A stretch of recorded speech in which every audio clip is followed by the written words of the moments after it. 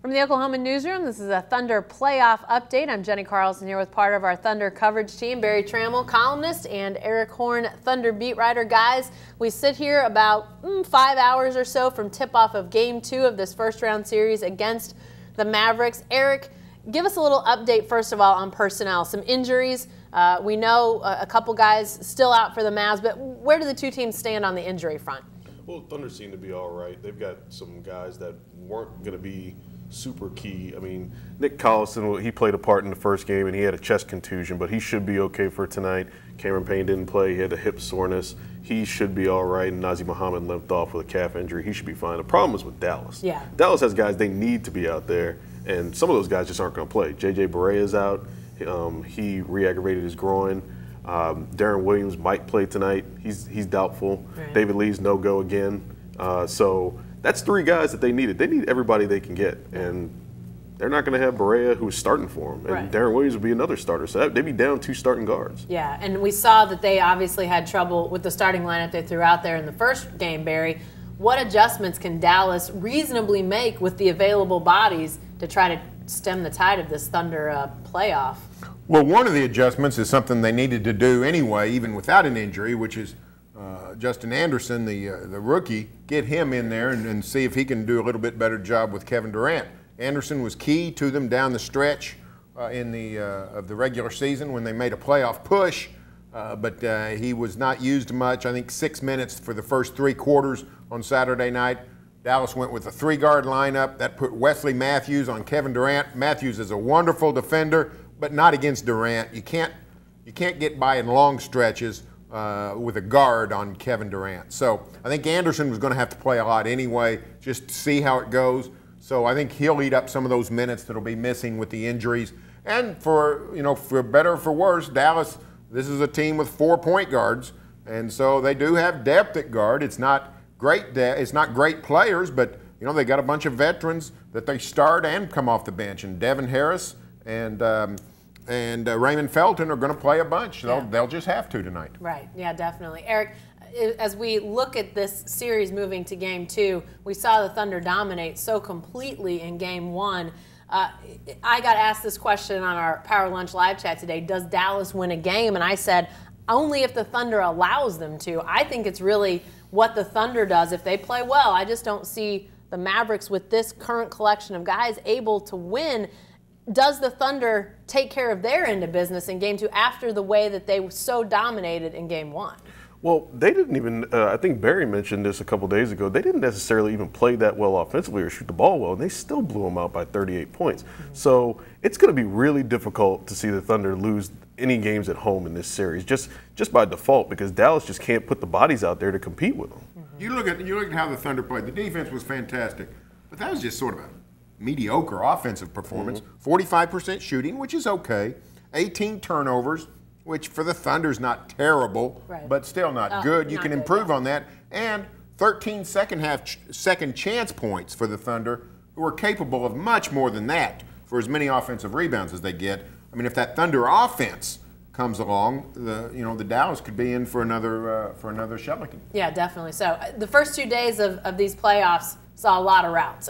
We saw arguably the biggest of the dominating performances with the Thunder Mavs, but really only 3 games that you could say when it came down to the end were close. And I wonder, guys, if there's a feeling, I felt like that first night, like the Thunder sort of said, they stood up and said, hey, don't forget about us. Do you still have a feeling like the basketball world is still keeping an eye on Oklahoma City, maybe in a way it wasn't necessarily at the end of the regular season, Eric? Well, I think they're starting to pay more attention now.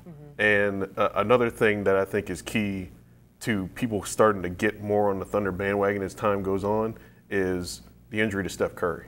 And Steph Curry's got this ankle thing that they're looking at now.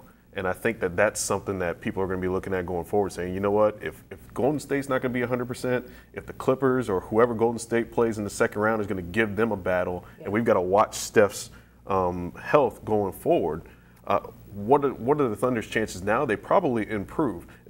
I think even after Game 1, you'd have to say that the Thunder is going to stand a better chance against San Antonio, just because you know that they can bring that defensive intensity that they showed in Game 1 against Dallas. Albeit it'll be against different competition in San Antonio. but it's something we haven't seen from them this season consistently for an entire game, and it was good to see in game one. Yeah. So chances are up for them, Barry, I would say. You wrote about the defense after game one, and I mean, obviously that was the separating point. When we saw them play well this year, they played great defense. They played spectacular defense the other night. Can they play defensively that well again in game two, or does the math change at all as you head into game two? Well, I mean, I think the Thunder can handle the Mavericks again pretty well. I mean, I don't know if they'll hold them to 70 points and 29% shooting. Those are historically bad offensive numbers. But I think Dallas is going to be hard-pressed to have much success against the Thunder defense. But it's not a great test for the Thunder. The Thunder's half-court defense is pretty good, and Dallas has become a half-court team. Dallas does not get up and run. The test will come later, and frankly, it might not even be a San Antonio situation. San Antonio doesn't like to run that much. If somehow the Thunder survive the Spurs, then you'd get tested there with that Golden State up-tempo offense. So it's a great defensive performance by the Thunder, no doubt. Keep it up. However, there's reasons matchup-wise why it was so successful for the Thunder. Okay, lastly, guys, I think it sounds like we're all expecting a Thunder victory in game two. And I don't know if anybody would say they're going to win by 38 again. But, Eric, what do you want to see out of the Thunder in game two? Continued defensive consistency, better taking care of the ball. We had Russell Westbrook, he finished with some good numbers. He had a double-double, but in the first game he started off bumbling the ball around a lot. He didn't shoot very well from three again, which continues a season-long trend for him. So taking care of the ball, defense, it seems like we say the same things about the Thunder, but those are the things that they need to be good at if they're going to get past the Spurs in the second round. Barry, what about you? What are your expectations for game two? I just like them to see, you're right, winning by 38 is a huge task. That's an historic level. But I'd like to see them win without making this too tense in the fourth quarter. You know, take command. This is an inferior Dallas team. It's a beaten up Dallas team. This is a shell of a team that the Thunder's playing. This is a team they should get on top early and dominate throughout.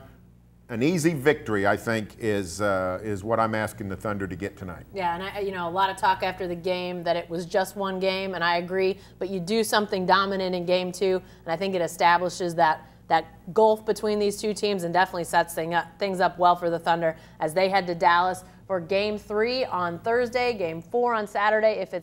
If necessary, game 5. You'll see that back here on Monday. Our Thunder coverage in the playoffs is brought to you by J. Marshall Square, Oklahoma City's only big house apartment community. And be sure to stay with the best coverage team anywhere at newsok.com and every day in the Oklahoman.